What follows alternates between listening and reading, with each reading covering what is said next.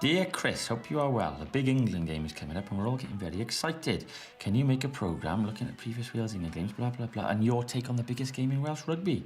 Thank you, BBC Cymru Wales. Well, no, thank you, BBC Cymru Wales. That sounds right up my alley. The only thing is whether I can fit you in.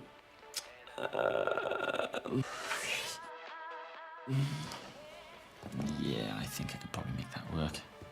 Now, I am a massive rugby fan, and so this is my dream job. Rugby's been part of my life ever since I was old enough to turn the TV on. I reckon the first Wales-England game I watched would have been 1981, back when Hair Gel and me were still strangers. My mum would be out doing the Saturday big shop, and I'd settle down in the front room with the Radio Times as my guide, and between Noel Edmonds, Maggie Philbin and Cheggers in the morning, and Tom Baker in the TARDIS in the afternoon, there was 5 hours of grandstand. Ireland, France and Scotland would have their own match, whilst in England and Wales, we got Bill McLaren at the Arms Park. Great work by Wheeler. Dusty here in real trouble. A great chance for Wales. And the try has been given. Back then, it was still only 4 points for a try.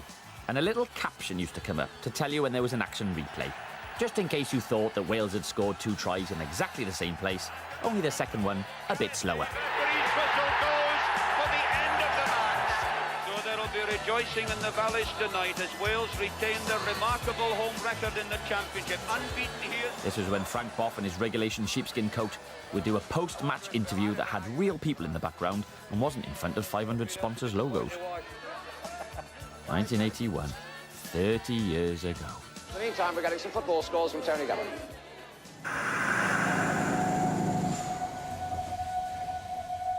Wales and the 5 other nations. There we go, title sorted. Now, I reckon half the reason for agreeing to do this programme has got to be to see how many childhood dreams I can fulfil. So, number 1, get to go on the pitch, obviously. Number 2, watch a load of old games. Number 3, go to the big Six Nations press conference in London and pretend to be a rugby journalist. Right, Valley's training kicks in. Grab as many freebies as you can, and then look around for people to be starstruck by. Everyone's here. Players, coaches, rugby legends, everyone. So if I'm going to pull this off, I'm going to need some help in the form of Sunday Times rugby correspondent Stephen Jones. Right then, come on, Stephen. What are your tips? You've got to be straight in. You can't just wait for everybody else to answer their questions. Then you think, oh, now it's my turn. You've got to take it to. Okay. You might only get one chance, sort of thing. It's as simple as that. Right, hang on. Looks like stuff's starting to happen. Right, well, I think it's time to go in. Can I sit by you? You're welcome. Will you take me under your wing? Of course I will. Look after me. Martin Johnson, rugby legend. One of the hardest players ever to have played the game, and a man who, since becoming England coach, doesn't suffer fools gladly.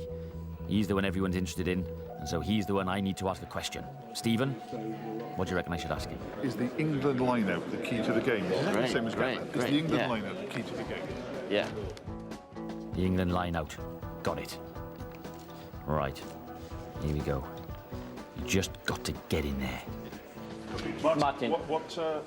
Oh, Jonesy, you're supposed to be helping. Right. Compose yourself. This time. Martin, you've lost a few key players in the line-out.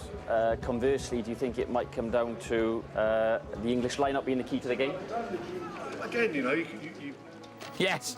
I can't believe it. He's answering my question like I know what I'm talking about. Right, I got the hang of this now. And this is what I really want with Martin. A one-to-one TV interview. Righto, time to see what we can blag. He suggested I come to speak to you. We were hoping to get just a couple of minutes with Martin. Would that be at all possible? Hang in there, don't give up. Oh, hello, that sounded promising. Hey, this looks like it could be on. Right, time for a pep talk. If you do get time with someone, don't ask the question you really want to know the answer to too early. Okay. There's a softening up process. So you go in there, you basically say, how are you? How are you getting on? Secondly, what's your favourite colour? Thirdly, are you looking forward to the Six Nations? The fourth one is when you hit them with a question you really want the answer to. Killer question number 4. Exactly, after you've lulled them into a false sense of security. Right. Chris Corcoran. Okay, it's on.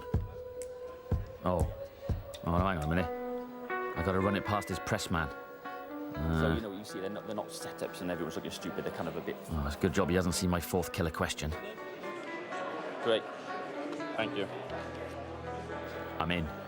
Now, a soft question to start. Something like what's your favourite colour, although obviously not what's your favourite colour. Cool. Okay. So, what's your favourite colour, Martin? Turquoise. Okay, good. If you could have one player from any other home union in your squad, who would it be? Barry John. Okay. What he would say there is that actually, I'm happy with my 15, my 22, and I am happy with every English player in the world. And up to date? No, I'm happy with that, guys, mate. Better than anyone else. Okay. What would you rather, a dour, joyless England 3-0 win, or a magnificent carnival of rugby in which England perform brilliantly but lose by a point? My dad suggested that. When you say dour and joyless, if we win, it's not joyless for us. He's going to say win in a rubbish game every time.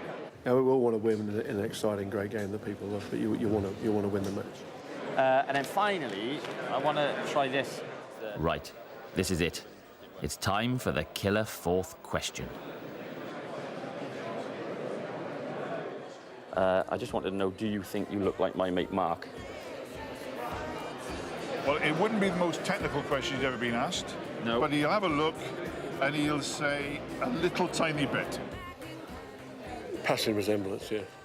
He's 5'10". So when he was mistaken, it was a bit of a mistake. But I mean, it's a fair way to end up on a lighter note, so that's all right. Martin, thank you ever so much for that interview. No problem. Good to see you. Good luck. Take care. And nice to meet you.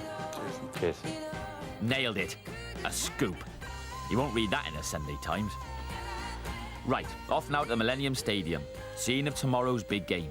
And I'm meeting up with Alex Luff, a man with the strongest handshake in the world. Hello, Chris. Welcome to the Millennium Stadium. Nice to meet you. It's Alex's job to run the show on match days. Nowadays, it's all time to the second. So we've come to the players' entrance. That's where they get dropped off from the coach. That's right, Chris. The team coach drops the guys off here, and this is the walk-in. This is where they're here to do the business. All right, I'm playing it cool, but if you're a rugby fan, this is genuinely exciting. This is the bit you see on the telly. And of course, the beauty of the short walk from the drop-off to the pitch is if you're running late, you can always get changed on the bus. And it's straight out into the cauldron of the Millennium Stadium.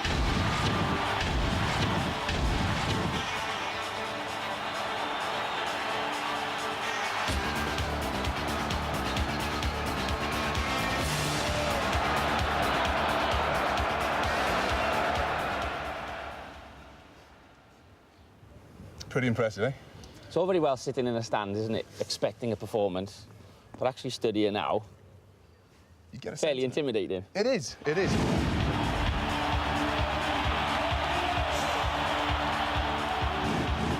It's all choreographed with music and the flames, which is synonymous now with the Millennium Stadium. Yeah. And we release the team out into the cauldron, and by that time, the crowd are going crazy. And is that your cue? It's my cue with the referees, correct? Yeah. As soon as the opposition are cued and they're walking down this tunnel, that's the 1 minute warning for Wales. So I'll go in and tell Ryan and one... Do it. I'll be Ryan Jones pulling my socks on.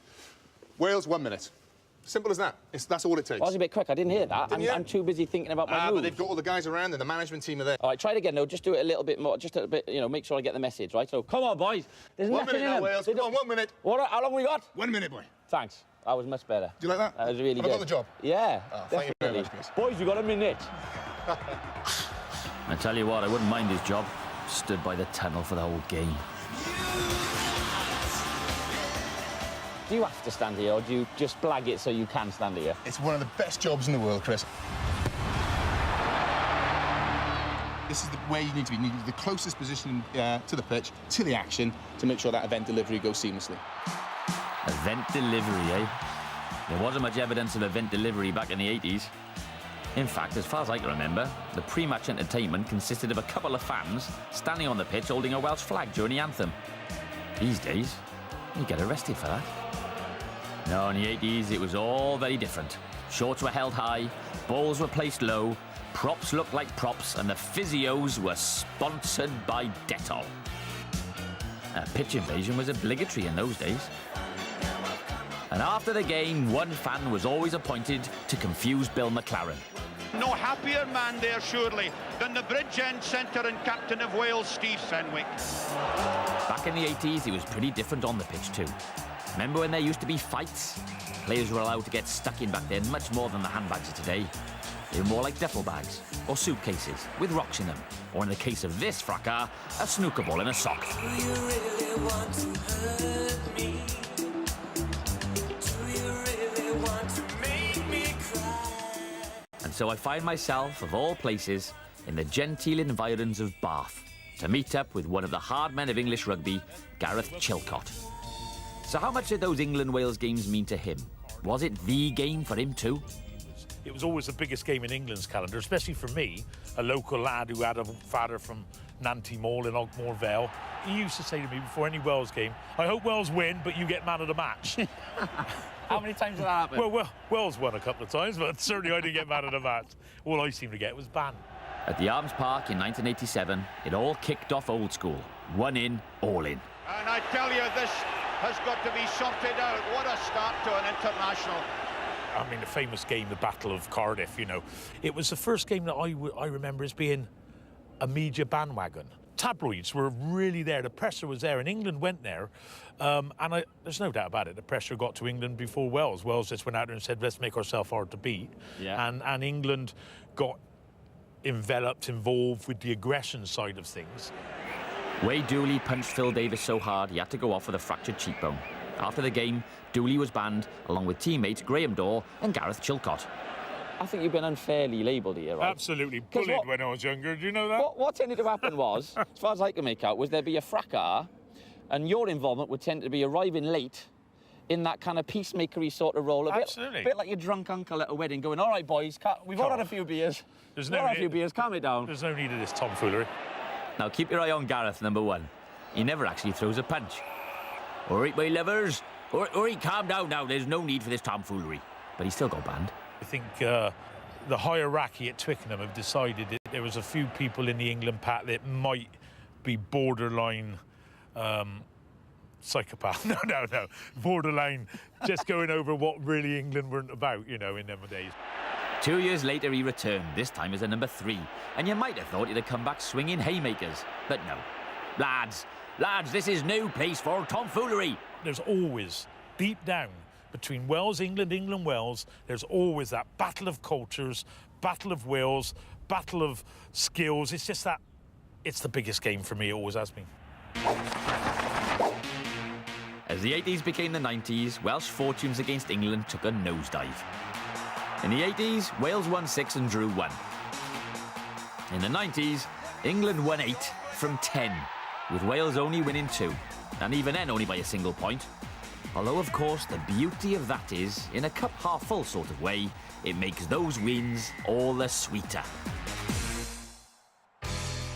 Which leads me to an all-time great moment in one of my favourite Wales-England games. It's 1993, and Ieuan Evans scores a brilliant opportunist try early on in the first half. Evans can get there before Jonathan Webb. He will. But it's not so much the try that's my all-time great moment, but Ieuan Evans' mud moustache. Nice try, Ieuan. Yeah, you got a little bit of... Oh, don't tell him, man, shut up! Yeah, I know. Big clump of mud right there. I dignified, didn't I? It was horrible. Just like that. Sort of something wrong in my face and something had happened. But it was, talk about electric, that was the atmosphere. You ran, it sizzled, you ran onto the field. We were given no chance. BBC Wales at the time were doing this beatable sort of in the build-up to it, which was great, you know, and everyone expected England to come down and give us a good idea.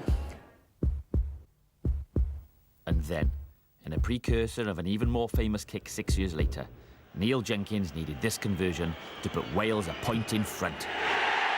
That's it! That's it! Just watch Ieuan Evans. Just watch the scene. And it led to one of the most joyous pitch invasions ever seen.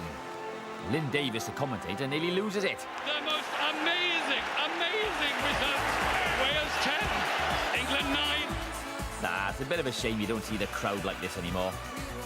Apparently, Craig and Hugh went on to invent Twitter. Bedlam has broken out here. It's about the most important thing that's happened to Welsh rugby for 10 years. This is the launching of the recovery, as far as I'm concerned. No. During the dark days of the 90s, England developed a style of play that they took well into the noughties. They'd let you score so that Welsh fans would get all chuffed, and then they'd thrash you, just so you were even more gutted than if you hadn't got your hopes up in the first place. And it must have been deliberate, as they did it with depressing regularity. Try number 8 for England. Would you believe it? In fact, things got so bad that in the end they decided to knock down the National Stadium and move everything to Wembley, which turned out to be a stroke of genius.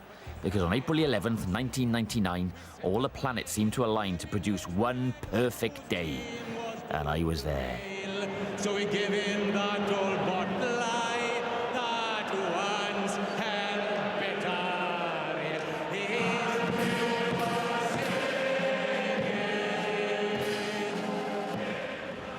I wanted to meet up with a man whose contribution to the day that Village Wales took over North London was as great as those of Tom Jones, Max Boyce and Scott Gibbs himself. A man who needs no introduction. Dave Bailey. What do you mean, who? You'll see. That's how it was, though, yeah. Welsh paint and Welsh shirts and flags and... It was almost like the fans, because it was in Wembley, made more of an effort somehow with the paraphernalia to make it like a home game. Watch now. Doesn't know the camera's on him, waving to randomers. Camera's on him! It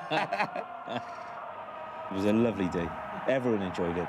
There wasn't a bad feeling around. No, it was a lovely feeling. It really was. Yeah. Game starts ticking through, doesn't it? We're behind and they score some good tries and Jenkins keeps chipping away. And then we have this iconic moment. I can remember, actually, when he was lining up to take that kick, turning to a friend of mine, Matt, and saying, if he can get this kick, if we can come back on in the second half level pegging, then we've genuinely got a chance. There you go. This is the kick. Amazing goal kicking. Extraordinary stuff by Neil Jenkins. His 5th penalty goal. Now, we recognise this person here, don't we? Because that is you. You are Valley Boy. Much thinner me, yes. It is a much thinner you. Yeah. I mean, I'm glad you brought that up. I wasn't going to bring that up. Hey, come on, I'm married, I've got 2 kids now. Oh, fair enough. You don't need to try anymore. Let me show you it again. Jenkins. Yes. Yeah. Yeah, that is it, yeah. Isn't it? That is one of the iconic shots of that day is you in that Valley Boy T-shirt. I wore that T-shirt because I couldn't afford, at the time, I couldn't afford to buy a Welsh jersey. You know, it was the only thing red that I had. Let me show you a few more clips of the day, look, see if you're... It was a great day. It was one of the best awesome days day. I've had in rugby. I remember this bit. It was a great play. Look. It's just unreal, isn't it? Yeah. You know, everything worked. And you could just feel it, like, hit, hit, hit. Oh, the world just went wild. Yeah. Now, what were you doing at this point? Like, did the camera miss you doing something even better with your Valley T-shirt on? At this point, I was naked, running around the stadium, yeah. You know. Here you go. And then this is the end of it all.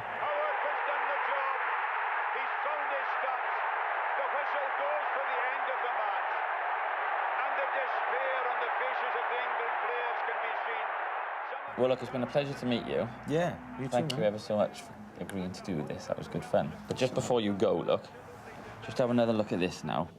Look where your body is here. Look where your arm is. Oh, you don't want me to do this, It's a little mini recreation. Oh, don't make me do this. No, go on, it'd be good. It'd be really funny for everyone else.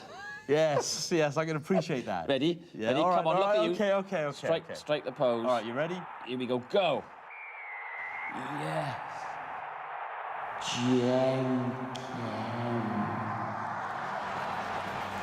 Wembley was the last ever Five Nations game and was probably a midpoint in the transition of Welsh rugby from amateur times, when players were more naive and innocent and just happy to be there, to the commercialised professional era of today, when rugby players are all sexy and sophisticated and aren't allowed to smile on camera.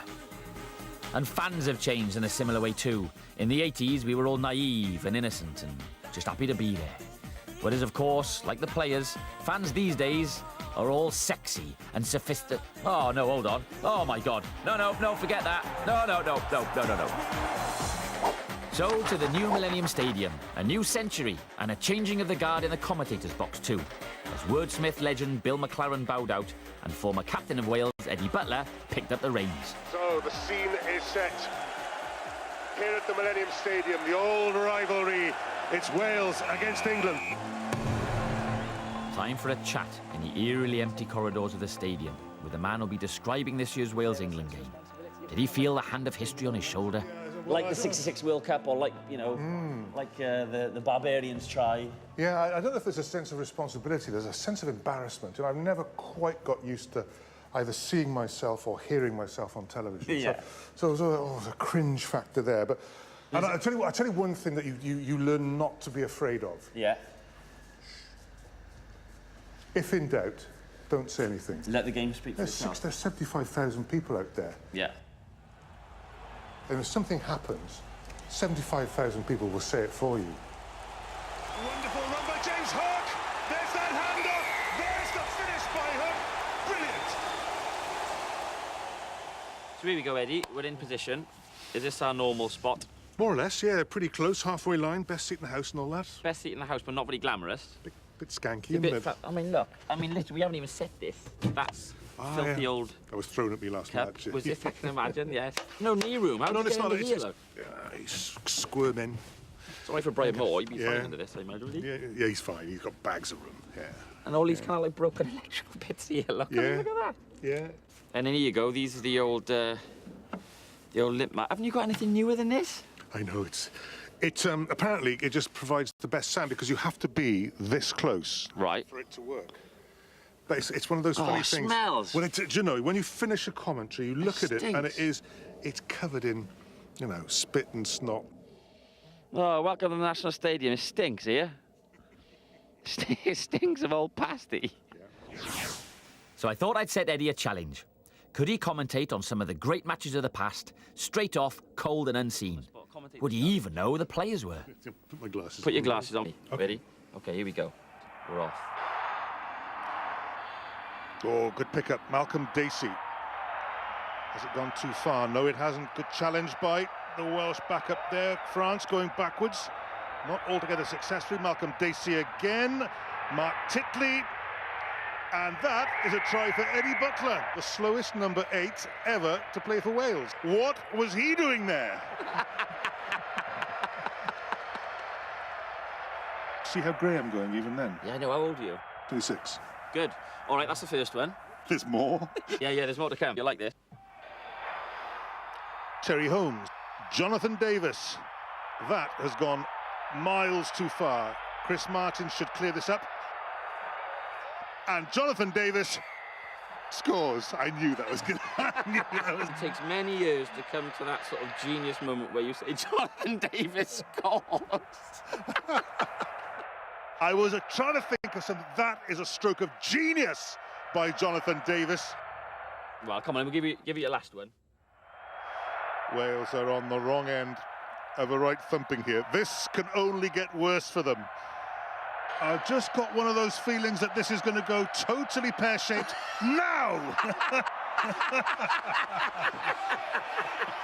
And Mark Ella Blessin scores and Australia march on towards a Grand Slam. Well done, Australia. Eddie Butler's pass being snapped up by Ella. Yeah, do you remember that moment? Do you know, I basically had my head down in the turf thinking, God, this smells. It really is a horrible taff mud smell coming out of the ground, but I think it could have just been me decomposing on the spot. Thank you. That was pleasure. Very much. OK, now I'm in a good mood in the Millennium Stadium, so what would every rugby fan in the world like to do? I'm on. Thanks to Lee Evans, head groundsman. Right, now I'm on, I need to stay on.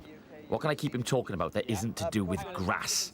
The difference is nothing. This turf is grown in a field up in Lincolnshire. Yeah. It's harvested, put on a lorry, brought into the stadium and laid here. So our hallowed turf, yes, I know, is English. Yes, unfortunately. Oh, it's grown in Scunthorpe. Really? Yeah. So not everything's as it seems, eh? You'll be telling me these aren't Valley sunbeds next. What? They help the grass grow? Oh. So how famous do you have to be not to be stopped from going on the pitch? John Toshack once walked on his first game, and we were in the middle of fertilising the pitch. And when you're fertilising, you can't walk on there because you don't know what, you know, we're spraying. So you could leave footprints, you could damage the pitch. Yeah. I was done that, and he walked out of the players' tunnel, I walked on the pitch, and I said, "Excuse me, can you get off, please? Can you get off?" And he gave me the old, "Do you know who I am?" I said, "Sorry, I don't care who you are. I'm not being awkward, but we're fertilising. You can see we're fertilising. Please step off." You did it nice and politely and Of just course. sidled up to him. Of course. You didn't like, "Oi, Toshack! No. Get off the pitch!" Lee went off to carry on mowing, and I realised he hadn't told me to get off the pitch. So I did what any self-respecting 38-year-old rugby fan would do. I reenacted the evolution of place kicking. Got the old Alan Martin from the 70s. This is brilliant. These just walk, pick a ball up, stick a hole in the turf, stick it down like that. Didn't matter which way round, point or side. Used to run back like this and just go, boom! Martin hit it well, looks good. It is good.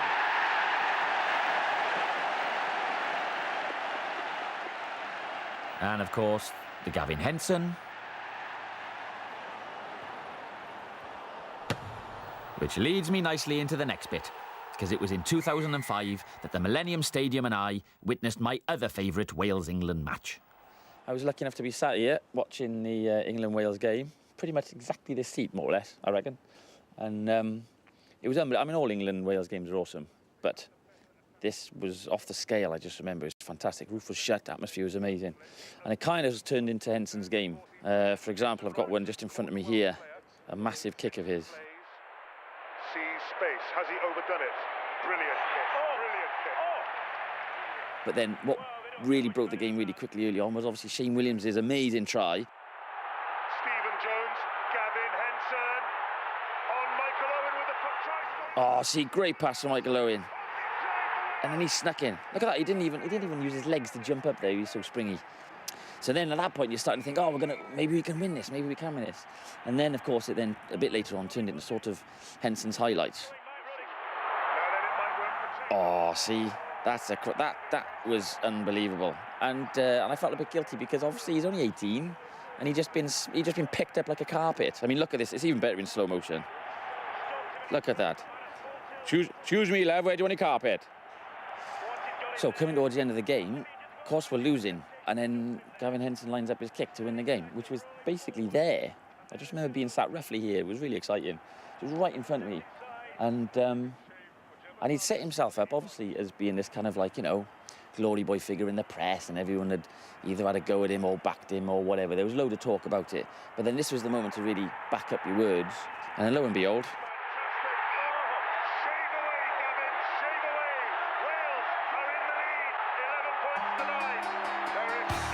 and everyone just went nuts, and there's very few places in the world like this place when it goes crazy. Literally, all the cliches, roof came off.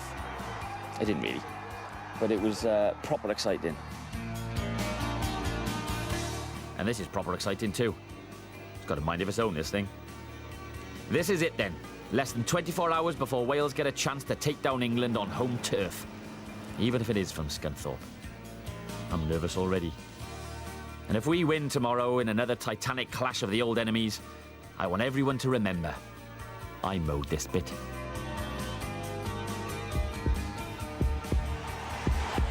I got a good feeling about tomorrow. Come on, boys, you can do it.